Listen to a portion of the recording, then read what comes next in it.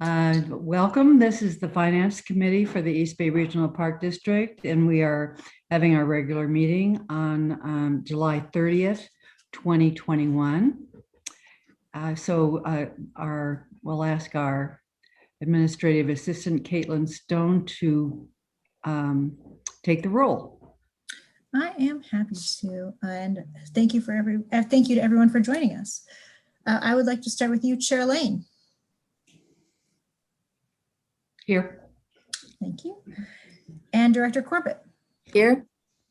Thank you as well. And our alternate, we thank you for coming, Director Wieskamp. Here. Thank you. Thank you very much.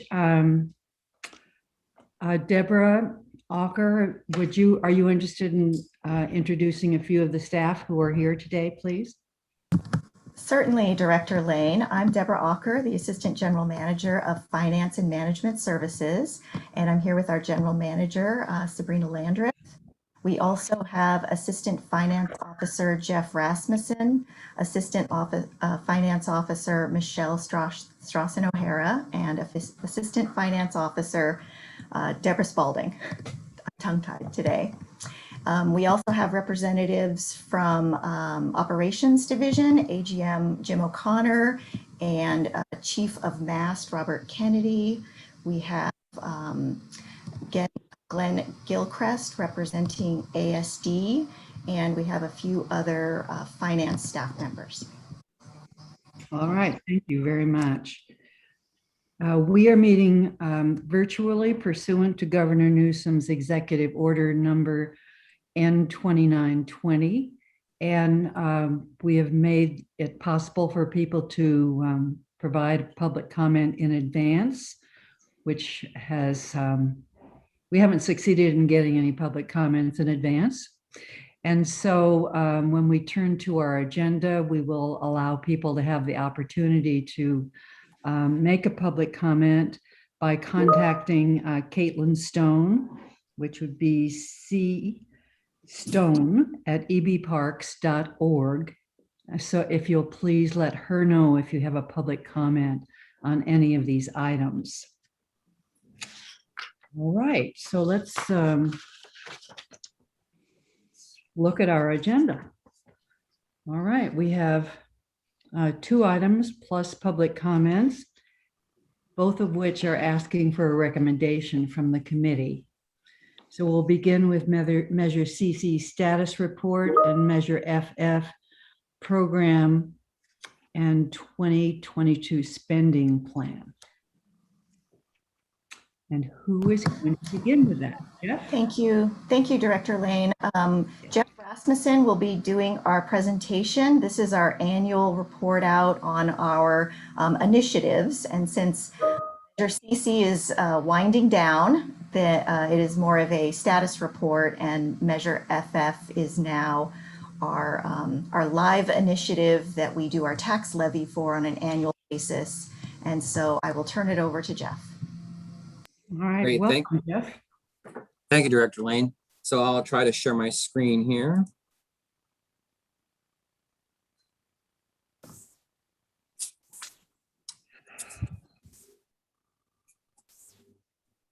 All right, can everybody see that? Sure. Great, thank you.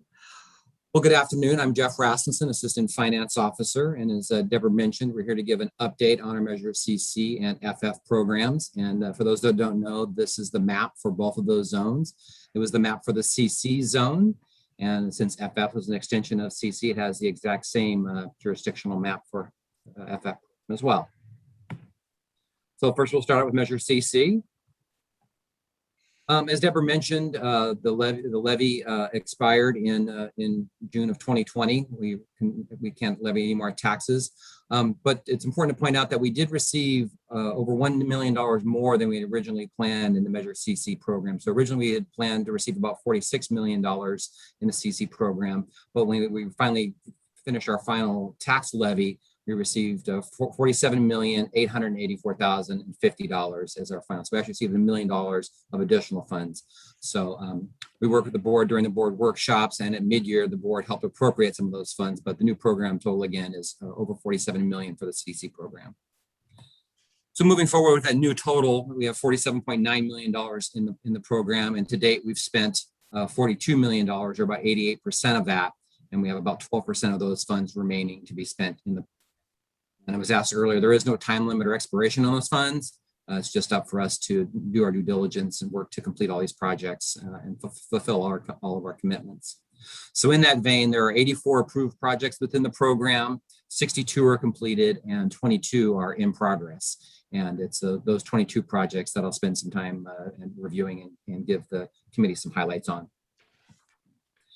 So here's the list of a sample of highlights of in progress projects. And I have some slides and some comments after these, but maybe I'll pause right here while this list is up and just ask the committee if they have any questions about this list or the program. All right, does the committee have any questions about this in progress list or our CC report? I think we're going to go through some of the details. Bring this slide up again if we want to and make sure we got everything. Thank you. Okay.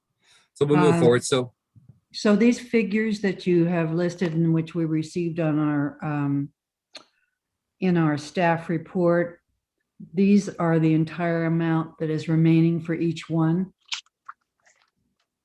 This is the highlights. It's not every single project. Well, the report has all of them, yes. Okay. Yeah, the balances here are what's remaining to spend. So we've appropriated the majority of all the Measure CC funds, and these projects are mostly already started and in process, except for a few of the ones that we just did appropriations at mid-year.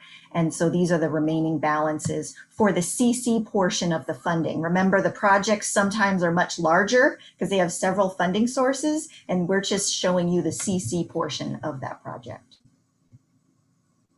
Okay, thank you.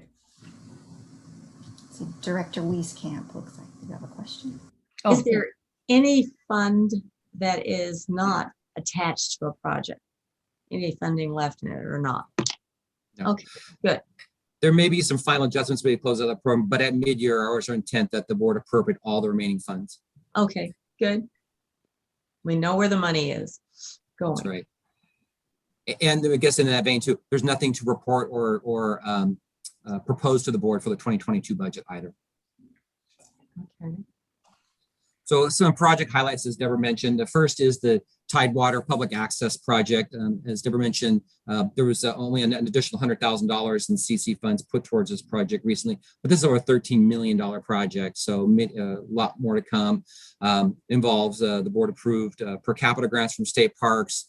We've applied for Land and Water Conservation Fund grants for this park. It'll also be a premier WW funded project, so very early on in this project.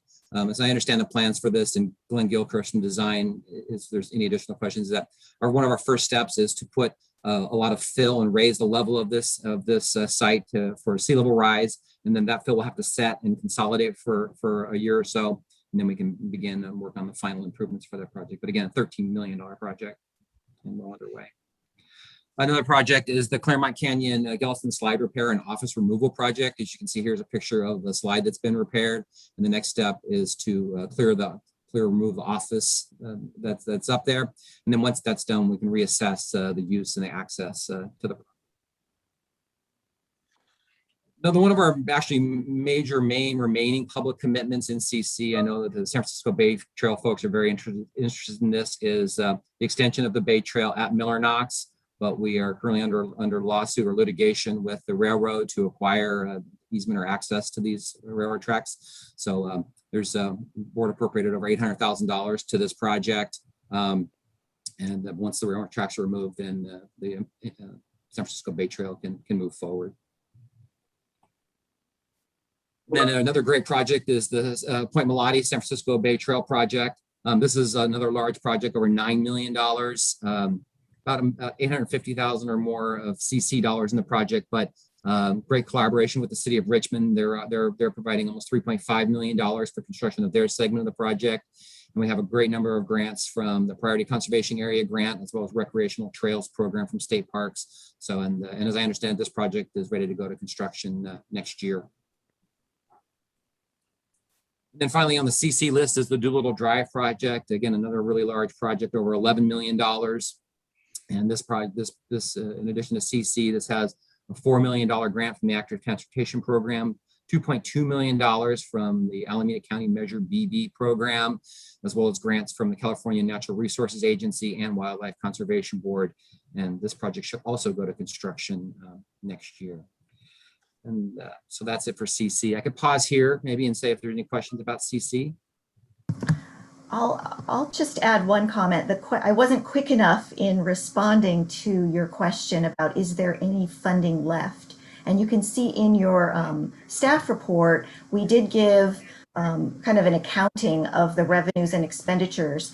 And since as we close out projects, sometimes we get funds that get returned back to the program. And we were just recently closing out the staffing component of Measure CC because we transferred all of the staffing over to Measure FF, which you'll see in Jeff's slides. And so there was some funding that was returned to the program. There's an estimate of about 300,000. And so once we get all of those projects closed out, then we will come back to the board and say we have a better idea of the final balance of the program, and we'll ask the board then to place those funds in an appropriate category. Possibly like you did at mid-year where we said, let's put it into fuels management, but there may be another project that those funds could be used at, in the Measure CZ zone as well. I could see a project like the Miller Knox Bay Trail project potentially could need additional funds at that time. So we'll have to see where we're at. So that's all. Okay, thank you for that. Looks like Director Corbett has a question. Corbett, I think I see your hand there. Yes, it's in the wetlands. Yeah, it's in the wetlands, okay. I did have a quick question about Miller Knox. Do we have some time frame on that? And I know that this question might be a little outside of today's report, but do we know any more about in removing those rails? Are we selling them? Are they going to be recycled? Do we know anything about that? Is that a potential cost or maybe a break even because someone might be interested in steel? Well, I don't know any about that. I'll let maybe Deborah comment on the lawsuit, but I will tell just a story. I used to work in MAST a number of years ago in the early 2000s, and I actually did a project to remove a lot of the rails down by the Ferry Point end, and that was a free contract in that they removed the material, they removed the rails for the salvage value of the materials. But Deborah may know more about, or maybe Jim O'Connor about the lawsuit. I don't really know anything about the status of the project, so we will do a little work and get back to you on that. Thank you. But that is good enough news to know that maybe someone will remove it for the cost of the, the benefit of getting that steel. That's not bad. And we know it'll be reused, hopefully. Thank you. Right. Well, Yeah, if there's no more questions. They're having conversations about reusing the steel from the tracks at Concord Naval Weapons Station as well. And so I think that's a good point, because sometimes it is a desirable material for people to have. Any other questions? I have one that that applies both to CC and FF, and that is that when we have put these on the ballot, one of our commitments has been that these funds will be spent in addition to what our regular budgeting would be for the parks and trails inside the boundary. Is there some way that we can readily understand how this is supplemental to what we're already spending in these parks? Director Lane, that's a great question. I think the way we have developed the accounting and reporting does provide for that, because we're not just putting funds into the operating budget. When we record for staffing, for instance, we have separate projects for the staff to charge to make sure that we can account for all the dollars and make sure that they're spent in those areas that were identified in the measure. And then for the capital projects, definitely in Measure CC, it was a very detailed expenditure plan. And again, we created projects so that we could show how the money was spent for each of those project descriptions. I think that was our attempt, making sure it's not just commingled within an operating budget. Okay, thank you. All right, so let's turn to FF. Great. So moving on to Measure FF. Approved in 20. Anyway, the measure FF is a 20-year program, and it provides $3.3 million per year, and the taxes within that relatively small zone. What's important to note here is that since we only get $3.3 million a year, it's kind of hard to move large capital projects forward, especially early on in the program, because we have a relatively large portion of this program is devoted to staffing, and I'll show you in a moment the staffing budgets for that. So we only have $3.3 million a year anyway, hard to put the projects, and then if you have to pay for staffing off the top of that first, it doesn't leave a lot, especially early on, to move projects forward, and we certainly can't outspend or spend more than we've received from the tax measure, to date. So with that, here's our staffing plan for 2022 and beyond. And see, it's about $1.8 million a year right off the top that has to go towards staffing. And then here's another way that what previous one is showing staffing by park, and this is showing staffing by department. So to see how the staffing is broken up for each individual. Really the main point though for the discussion today and with the finance committee is more focused on projects. I should mention that one of the reasons for this opportunity is the fact that as we go forward in the budget process, the budget process moves rather quickly, and there really isn't a lot of time to have this conversation. So just like take the opportunity with the finance committee to have this conversation. So here's the list of projects related to FF that are proposed for the 2022 budget. So moving forward, some examples of those, some highlights. First is fuels management, which is always a priority for us. As I showed before in the previous slide, there's $185,000 put towards fuels management projects, but it's important to note there's also a good amount of money that's going towards staffing for fuels management on the staffing schedule. And for that $185,000, it's moving two things forward: $100,000 for restoration projects and $85,000 for fuels management, tree removal, and the like. So that's the project side of fuels management for this year. There is actually $100,000 in our water quality category for water bottle filling stations. So we'll begin working on that program. And then here's an example of a real nice water bottle filling station on the park. So looking to install more of those with that $100,000. Another project for appropriation is $30,000 for the nanobubbler system at Lake Temescal. It's important to note this money is coming out of our water quality program from FF, not from the Lake Temescal portion of FF, and that this is really only an interim step. This is only an interim stopgap measure while we continue to study and create our restoration plan for Temescal. And the $30,000 are basically used for the oxygen supplies and maintenance and operation of the system each year. So it'd be $30,000 now, and we look at $30,000 each year moving on to the future until we come up with our final restoration solution.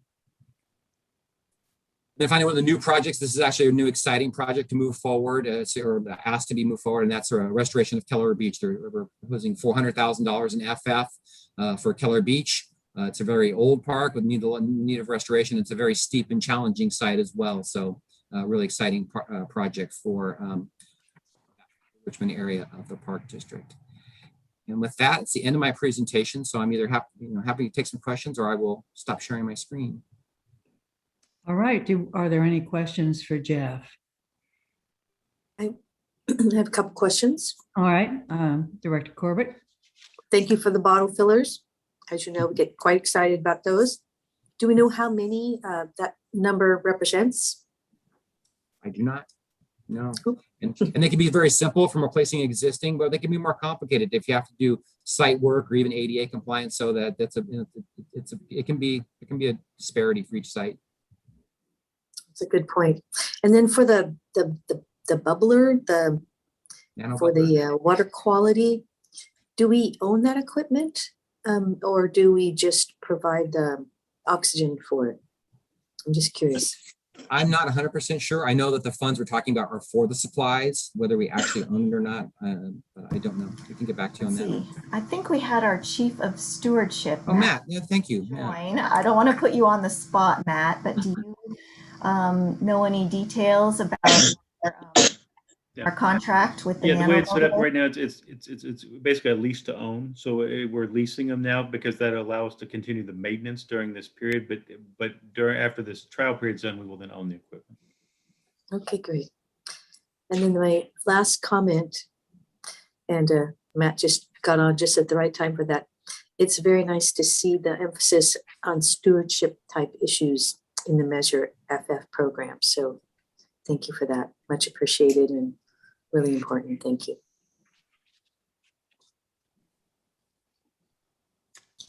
Director Wieskamp, do you have any comments? I don't think so. No, seemed pretty straightforward. Following the rules we established. Okay, so and I do want to say that I appreciate beginning that work on Keller Beach, because it really is an old beach, but people love it, and it's one opportunity for people to just come through that tunnel and then get a beach experience. I think people bring their kayaks up there too, just because it's a beach, but I don't think it's a water trail, official water trail site. No, Jim I may know more about think that, but I will point out that we just improved the Ferry Point. We did create an official Bay Water Trail site at Ferry Point at the other end of the park, but Jim may know more about the use of the park. Well, it's hard to control where kayakers want to take their kayaks. So, so they may just land there because it's there. You know. Because there is a beach. And there is a beach. So that's a very cool thing. Can I make may I make one last comment? Yes, yes. I just wanted to thank the people who put together the slides. It's always really good to see the support that Measure FF got. So including the fact on the first slide that it passed with the 85% plus percentage of voters is really great and helps us remember why we have all these important projects to finish, to keep our word with those voters. But just appreciate that we got so much support from the public on FF. Thank you for reminding us of that. And to look at CC and see that we were able to spend almost $50 million on projects in this area, which we wouldn't have had otherwise, tells you how expensive these projects are.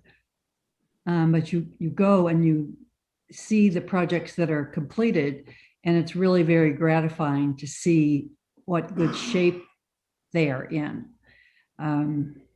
which makes them safe for the public to use too. So I think both of these programs have really been a huge benefit for the people in that area and others that come in. I'll also add from my experience working in the grants department, having these programs such as CCFF and WW are critical in having that seed money, that first start, so we can actually have something to leverage. So without this initial, infusion of money, it's hard to start, but it really helps move projects forward. All right, and so we have in our staff report, we have a commitment list and a proposed use of the funds.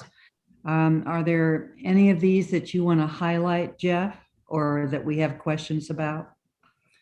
I think you highlighted the projects in the presentation, but we are asking for your full consideration of the entire report, which includes staffing and projects for 2022. And if there's any additional questions, be happy to point something out or respond. Yeah, the requested action today is really, you're getting a sneak preview of what we'll be proposing in the 2022 proposed budget. And so we're just asking that if the Finance Committee is okay with us putting these items into the proposed budget process. So Okay, moved. and when you say recommendation, is that the motion that you would like? Yes, to recommend that the spending plan be included in the 2022 proposed budget, which would be then considered by the full Board of Directors. All right. Could I think have a motion? Anne had her hand up. Oh, Ann? I had a question. Mhm. Rereading this list, how are we doing at protecting those burrowing owls? I noticed we're continuing. Are we mainly just monitoring? Is it stable? What? I did talk with the park, maybe Jim O'Connor has an update for that, but I think it involves maintaining the fence that goes around and also mowing and keeping the weeds down and stuff like that. And also Matt Brown may know more of the details of what goes on with burrowing owl. Okay, we've been at it for a long time. I just wonder, are they stable, improving, not going down? What? I think, well, Matt Grawl, Chief of Stewardship. So I think that it really depends on the location we're talking about. I will say, we've been really closely monitoring the Albany Plateau area Right. over the last number of years because we have those burrowing owl little hotels that are these artificial burrows that were created there. And they've been getting pretty good use over the last number of years. We did a little camera study there, and we had 3 owls occupying the area. We haven't documented breeding, but they are overwintering in those sites. But the ecological health assessment is really starting to look at that generally. I mean, that's not an indicator species, but we're trying to look at all the data we have. So I don't know if we're going to have an exact trend since that isn't a specific indicator, but we're really trying to monitor the data and see what we know. Okay, thank you. The Assistant General Manager, Jim O'Connor, just one item in response to your question, Director Wieskamp, is that staff, I don't have any numbers on like the numbers of burrowing owls, but I can tell you that's an ongoing challenge, especially at like Berkeley Meadow because of the fence and people with dogs attempting to use that area. So staff are out there continuously monitoring that fence line to ensure it's intact and that we can keep the dogs and other predators out of that area. So anyway, that's information. But if I get anything else from staff in terms of burrowing owl activities or numbers, I'll let you know. Okay, thanks. Poor little guys, we're trying to help them. Well, they're a very appealing Yes. bird, and we do know how long it took them to discover the Albany Plateau. And there were some humorous things said about that area before the burrowing owls really did discover it. All right, are there any other questions before we have a motion? All right, a motion, please. Glad to move it. I'll second. Okay, all in favor say aye. Aye. Aye, and I guess we need a roll call. Sorry, I keep doing that. You Caitlin? try. Thank you, Chairlene. I appreciate you taking care of that. For our formal roll call, Chair Lane. Aye. Thank you. And Director Corbett. Aye. Thank you as well. And Director Wieskamp. Aye. Wonderful. All right, that passes unanimously, and we send that off into the budget skies, right? All right, our second item is looking at the proposed 2022 funding for the major infrastructure renovations and replacement projects. Thank you, Director Lane. This item is similar in a way that we are bringing forward some details about what we'd like to propose in the 2022 budget.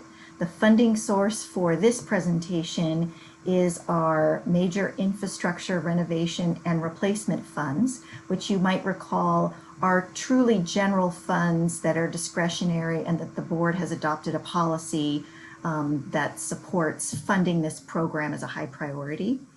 Sometimes you hear this funding called the 553 fund or the MIRR fund, MIRR. So all of those are the same thing. And Jeff Rasmussen is going to walk us through this presentation as well. Go ahead, Jeff. Thank you, Deborah. I'll try to start my screen on another presentation.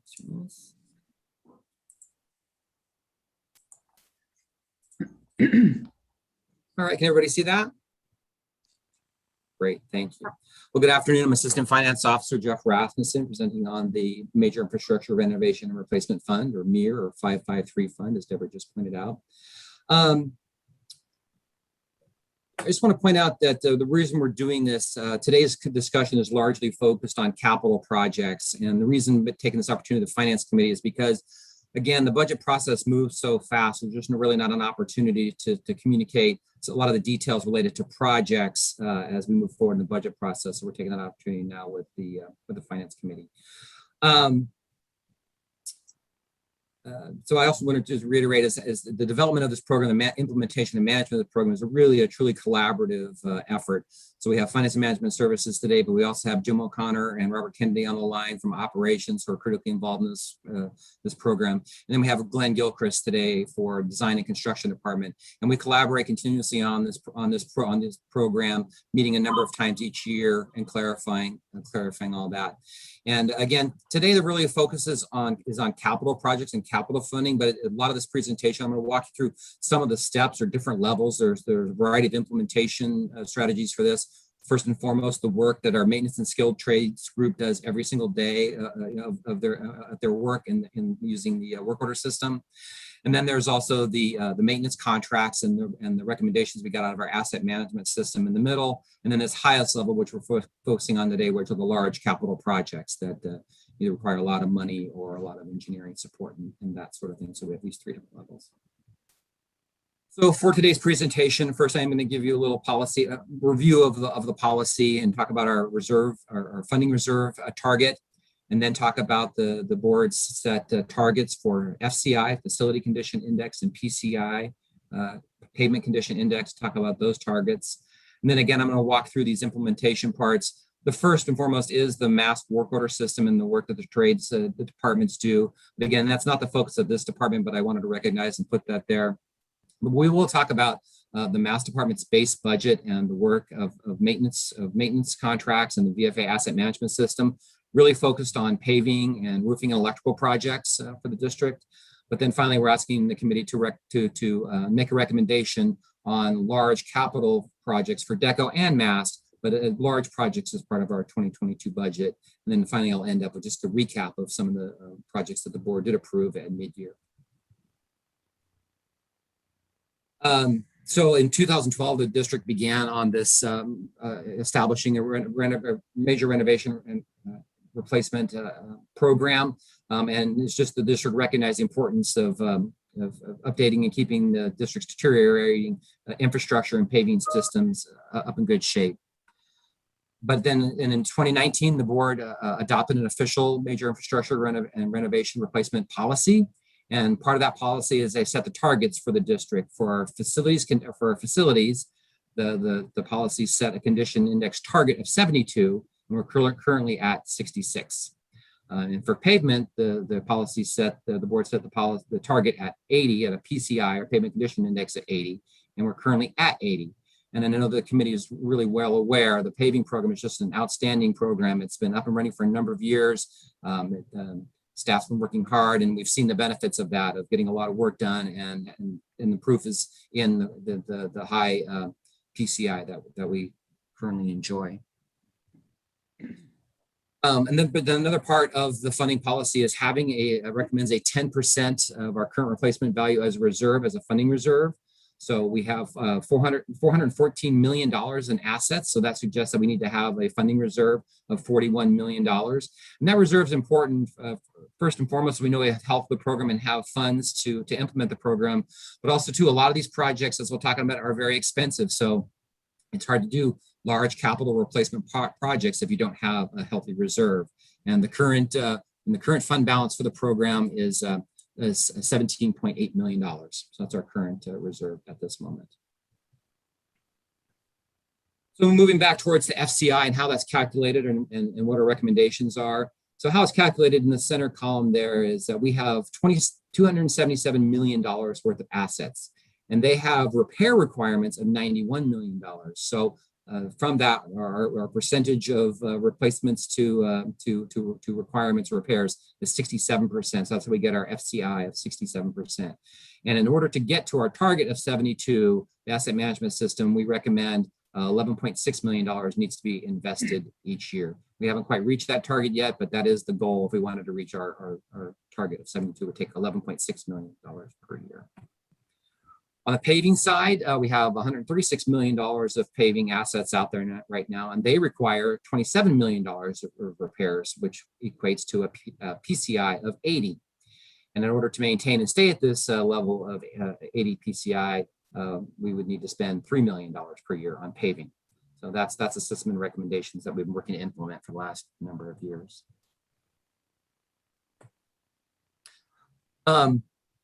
So I talked about various levels, and I said I wasn't going to talk about the work order system and the work that trades does every day. So I'll skip to the second level, which is our paving and VFA asset management system. And before I go any further, I just want to remind the committee we have Jim O'Connor from operations and Chief of Mast, Robert Kennedy, on the call that can help answer any additional questions you have about the program. But from the VFA program, $4.1 million is base budgeted into MAST for these four programs that are shown here. $1.5 million for paving, $2 million for structures, $500,000 for utilities and communications, and $100,000 was added to the residence program. And then what this money is used for is to help implement routinely these programs. So first I'll start out with a paving update. And this is the paving list for the 2020-2021 paving program. I'll show this to you now. Maintenance and Skilled Trades is currently working hard to implement this and don't have the details on what the 2022 program will be, but we thought it's important to share with the committee kind of what they're working on right now. So they got a lot of projects going on. They got 7 here, and they got another page here, over $3.3 million of work planned for this year. So again, this is a well-developed program, but the staff in MAST, Eric Bowman and Michael Stengel, have just done an outstanding job of continuing to move it forward, and a lot of work on their plate and doing a fantastic. And there's just a picture of some work on the Lafayette Moraga Trail last year. Impressive work. Another important part of the program, besides working on our paving, is working on our facilities.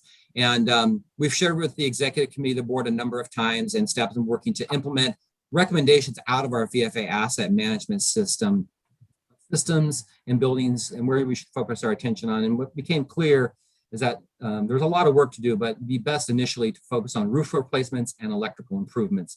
And roof replacements are important because in any building, once you have water intrusion, a deteriorated roof, then the rest of the structure can just really go bad really fast. Lots of bad things happen. So it's really critical to have quality roofs is a good place to start.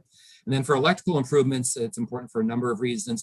First and foremost, safety, that we have safe electrically so people don't get shocked, but also we have lighting in the right places and the facilities that people need to operate correctly. And then also it's an opportunity too to address energy efficiency and any other deficiencies when we're out there. So working with the VFA program operations, and the executive committee, we've worked to try to implement this roofing replacement and electrical improvement program. So here's the list of proposed parks for that. Also too, we kind of decided to take it a park at a time rather than skipping over and leaving things undone. Try to take care of one whole park, or at least one whole facility each time. So last year we started at Lake Chabot. Project was very successful, and I'll show you a slide in a moment. For this year, we have Reinhardt Redwood on tap. The board actually approved some money in the mid-year budget for that project. Temescal, the bathhouse and Kiwanis building are both in need of new roofs, and Tilden Merry-Go-Round is also in need of roof. And then for next year, for 2022, we'll be proposing projects for Crown Beach and Martin Luther King. Just back to a recap of what happened in 2020 for a roofing replacement electrical program. So you can see here, this is a Lake Chabot, the main restroom, and obviously we replaced the roof here, which looks great. But just to let you know, when we go in and work on these projects, we take the opportunity to take care of and address all the things that we can within a project. So on this picture here, you can see that we replaced the gutters around the edge. And we also took the time to install leaf guards, the silver flashing around the edge of the building there. That way it keeps leaves from getting in there. Staff doesn't have to get up on ladders and clear them all, keep staff safer and just do a complete job. And then also we took the opportunity to replace the skylights on this building when we did this, trying to do a complete job. That's not to say though, we go to every site, we can address every problem out there. If we get there and there might be major foundation issues or an ADA issue, it might not be possible to handle it within the focus of this program. But it is an opportunity to highlight that and maybe identify that project and put it off in another program, such as maybe a capital improvement request that we're going to talk about as the main portion of this presentation. So maybe we can't handle it all, we can identify it and then maybe assign that project to a different unit to try to get it done. So what would the index for this roof be now? 95? The roof itself would be 100. It's just this one subsystem that I can get back to you. Doing this project absolutely did improve the FCI of the marina, and I can get back to you with the figures for that. Okay, I was just curious about that. No, that's a good question. We did 8 roofs we did 8 roofs within the marina complex area, and it did raise the FCI of the entire region. So I'll be happy to share that with you. We'll get that back to you. Okay. So now moving on to the larger capital projects. So these are the larger, so those are the more routine things that would kind of go through the normal process to get done. But there are a lot of projects that are just larger and either require either more money, they're still handled within MAST and need more money because they're expensive, like paving here at the bottom of this list, or they're actually larger, more complex engineering or technically challenging projects, and they have to move to the design and construction department. So that's the majority of the projects that are shown on this list here. And so that'll go through and highlight a couple of projects. And we do have Glenn Gilchrist from Design Department here. They can help answer questions that the committee has as we go through this. So the first project on the list was the Doncaster ADA improvements. And this project is part of our ADA transition plan. There's over $400,000 in the ADA program for this project. But this is a very expensive and complex project. You can see the parking area at the back of the photograph there where the car is. And we have to develop an ADA path of travel all the way through this picnic area, down onto the path and into the swim complex. So it's just a very steep site and very complex. So asking for additional money to move that project forward. I know it's hard to see what's going on from this picture, but this is a culvert that's right on the East Beach at Del Val between the East Beach concession and the boat launch. It's right there. And you can see it's fully choked with weeds and leaves and debris. And anytime it rains, even the smallest amount, this area completely floods, gets plugged up and stuff like that. So staff is asking for money to replace, put an actual full arch culvert here, which will provide good access, but also arch culverts are better for resources and better for the environment. In fact, that the critters and stuff can move under the dirt or the not the closed off bottom and have an open bottom situation, and can move easier through the land with an open arch culvert. A longstanding project that actually began in MAST was the redevelopment improvement of the Del Val Service Yard, and the work that Nate Luna and the folks in MAST have done at Del Val has been amazing. All the new storage facilities and things like that. They've done a huge project and terrific work. But the next step of this is to create new staff offices at Del Val, and 2 parts. One, we are asking for an additional $100,000 on this. Well, to date, it's been an $850,000 project. This will take this project to $950,000. But also this project is moving from MAST to design and construction just because it has become so technical, and so difficult to move that. But it'd be a good opportunity to add some money here and move this project forward. And then finally, just in the presentation is just a recap of mid-year. Here's a list of some of the high priority projects that were approved by the board at mid-year.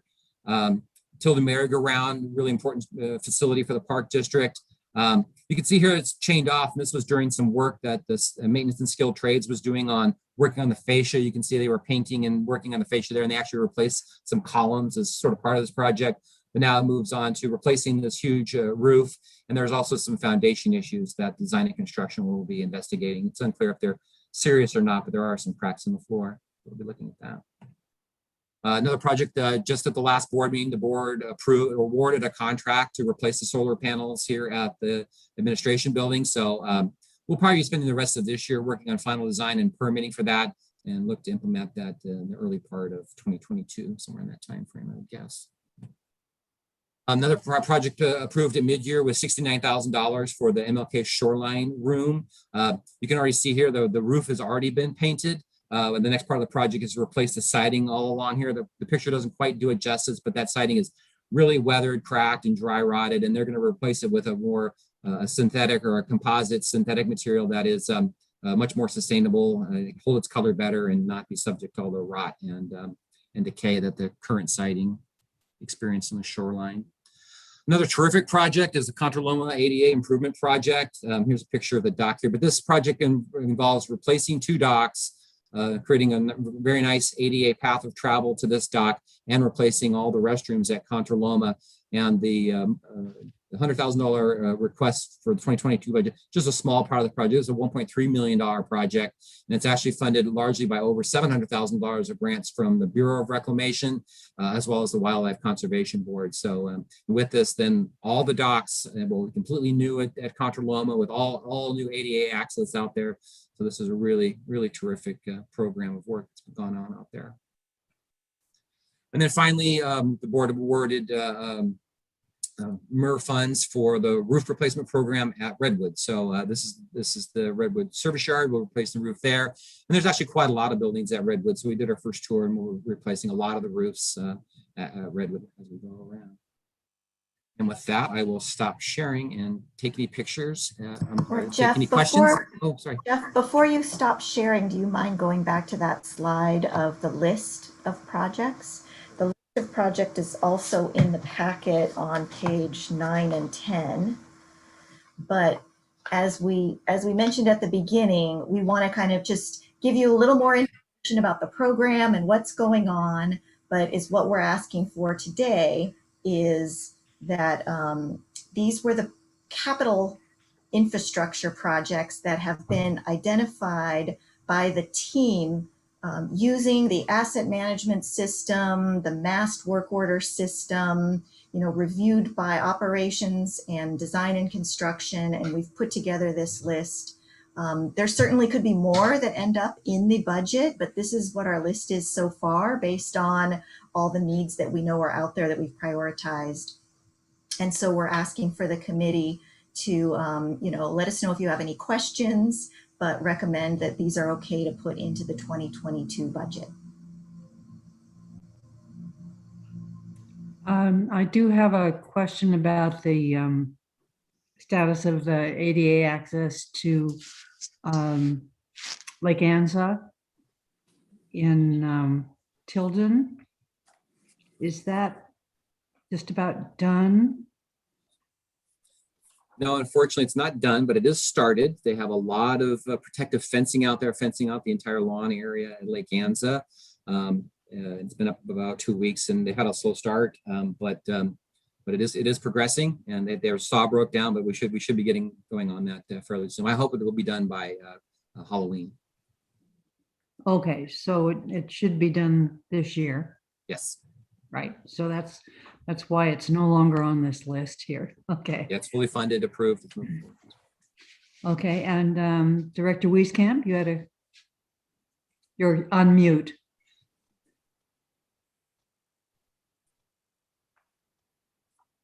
I was coughing earlier and I didn't want to disturb anyone. We started off with an ADA promise, and obviously this one project is more than $500,000. How are we coming with that original project list? How much more money do we need to commit to sort of bring it up to speed? I have no concept at this stage. I'm not sure about the ADA program, Deborah. Well, for our complete district-wide ADA program, we do contribute at least $500,000 to the program annually. And I know as part of our work plan last year that we didn't get to because of COVID, we were going to do a pretty good review of that. I know there's a project list that that MAST has been working on, but we might have to get back to you unless Jim O'Connor has anything else he wants to share on that program. Jeff, you could go ahead and drop the slides now if you'd like. So, Director Lane, as you know, we have a very large list of projects based on an evaluation that was done about 18 years ago. So we slowly work through that list using the $500,000 that's allocated each year. In terms of where we are in that total list, Deborah is correct. We need to do, after 18 years, we're almost at the 20-year mark, we need to do a reevaluation, because often what happens is other projects negate one of the existing projects on the list because we correct it. So we need to take another look at that list and see where we're at and reevaluate it and create a new list. So that's something we have to work on the next couple of years and get that updated. But what we do is essentially allocate that 500,000 and do what we can on a year-to-year basis. And in some cases, we accumulate funds, as Jeff has referred to in the past, until we can get a larger project done. But we work through it pretty diligently, and we work, and that crosses both through DECO and MAST, and also with Jeff's work with Eric Holmes in finance. And I'll also comment just about every project we do, every new restroom, drinking fountain projects, like, 80 and all the DECO projects, ADA is a huge component of that. Yeah. I think the idea of updating all of it so we have a handle on it. I've noticed every year we've made steady improvements, and I know when you have a project, everything surrounding it is improved for ADA too. And I think that's just smart. But I think the idea of sort of evaluating where we are would not be a bad thing to do if in your spare time.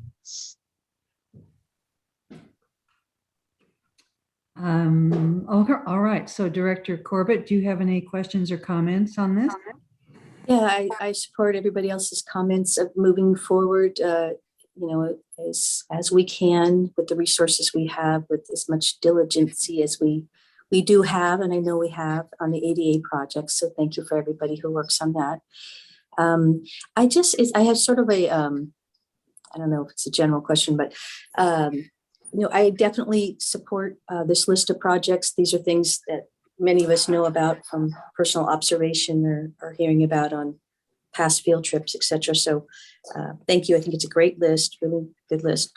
How do we coordinate these lists with the deferred maintenance list that I know Deborah has started to put together over the last few years? Do some of these projects come off that list, or how do we make sure we stay up on the list of deferred maintenance projects? Jim, you want to answer that, Jim? So that's a great question, Director Corbett, how this relates to deferred maintenance, because that's a terminology we're all familiar with in public service. Essentially, the VFA process was our asset management evaluation. So VFA over the course of, I think it's 6 years, Jeff, we had VFA evaluate all of our facilities, and that's on a subsystem by subsystem level. And of course, that gives us our facility condition index. So essentially, that list now is really defining our the bulk of our deferred maintenance for our facilities. We also have prior projects which looked at our piers and docks and bridges, and that feeds into this process also. And that was done, I think, back in 2012, that there was an evaluation of all those facilities. So that's really the basis of where, and then staff also feeds into this through our work order system. So if something was not caught through the VFA process, it's more recent, potentially, it comes into the work order system. And so all of those systems feed in, those evaluation processes feed into what we call our master deferred list. But the VFA program essentially is our asset list and has all of that information on deferred maintenance. And so based on the FCI or on other factors like staff comments and staff input, we then look at the priorities and determine our annual list. Now, one thing that's really important is, when the VFA work is done, it has a huge body of work, right, that needs to be done. And there's different strategies for managing that. One strategy you can do, which actually Jeff is implementing right now, is on a subsystem by subsystem basis. So you take your most critical subsystem, in this case, like we look at roofs, because every time you have a failure in a roof, it has a cascading effect in the structure. So, and I've done this before in my past life where we've replaced all the roofs in a system, because that gets you like to first base where you at least don't have any water penetration and failure in the building. So Jeff has started out, that's our first approach to managing this list, is where we're going to take care of all the roofs, and he's doing it on a park by park basis. So we check off a whole park, all the roofs, and also the electrical, because electrical is another critical subsystem for both safety reasons and functionality and extended service life. So we're doing roofs and electrical subsystems first. Now, there's different ways to do this, and we're still working together as a team across with Jeff and Deco and Mast, trying to determine if we want to take this information from the VFA system and create a more programmatic preventive maintenance program. So that may come out in the future, but what Jeff is doing now, the way we're approaching it now with critical subsystems, that's a great approach. I've used it in the past. It's a great way to get started, and it's a great way to extend the service life of our facilities. So essentially, I've really taken in the last 6-7 years a great step forward in managing deferred maintenance. The VFA and the new famous work order system are a big part of that. Great. Thank you very much. And it shows, our parks are very well maintained. We have some older parks that sometimes need a little more work, but for the most part, I think we can be very proud of how our parks look. And Thank you. The preventative part that you just mentioned is so important too, because that saves us money in the long run and probably shortens that list of projects in the long run too.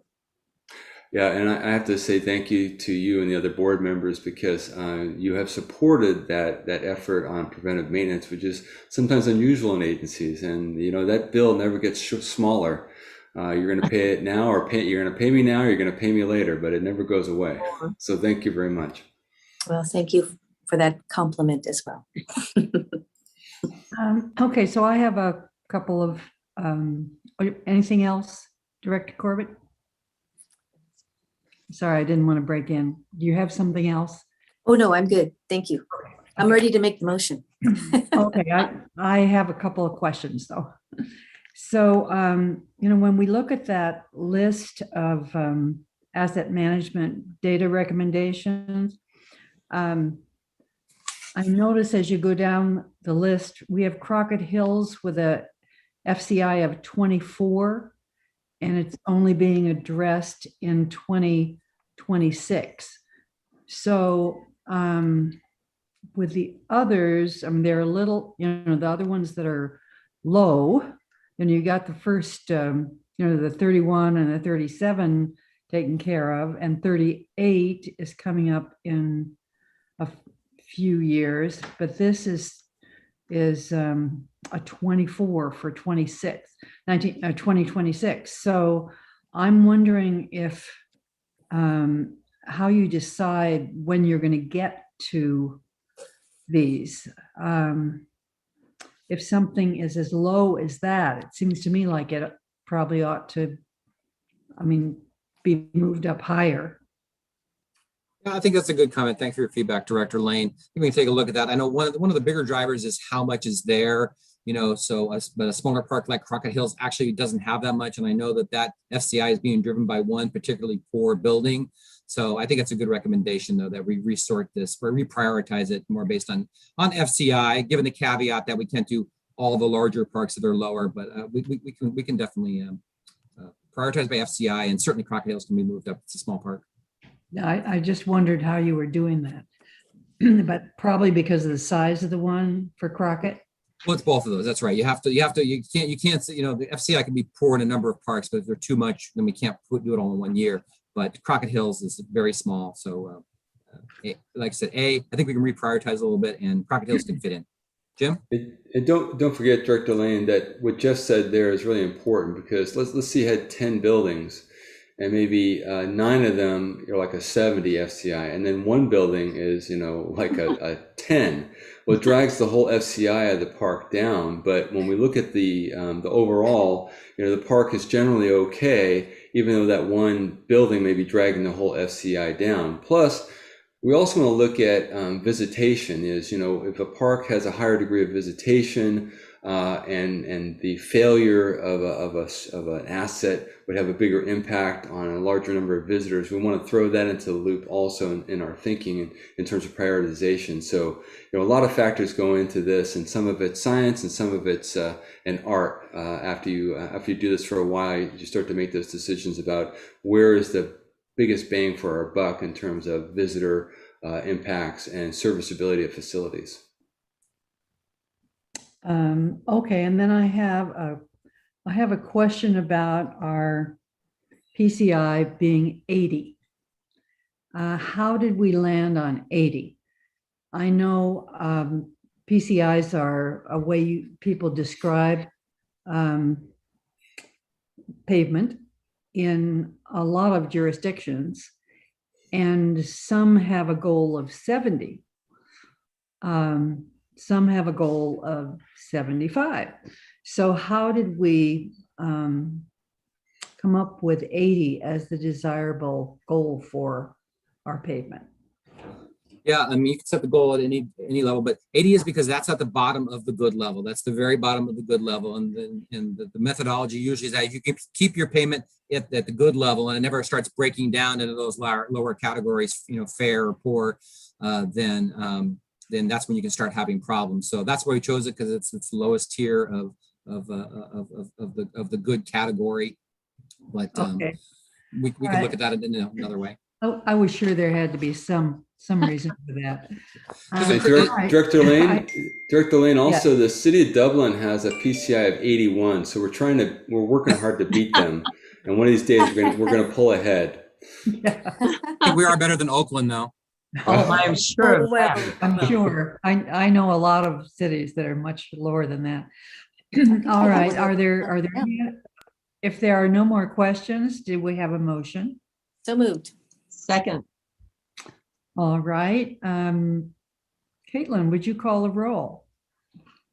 Absolutely. And may I just double check that it was Director Corbett who moved? Yes. Thank you very much. And Director Wieskamp who seconded, correct? correct? Yes. I'm taking notes, bear with me. All right, and Chair Lane. Aye. Thank you. Director Corbett.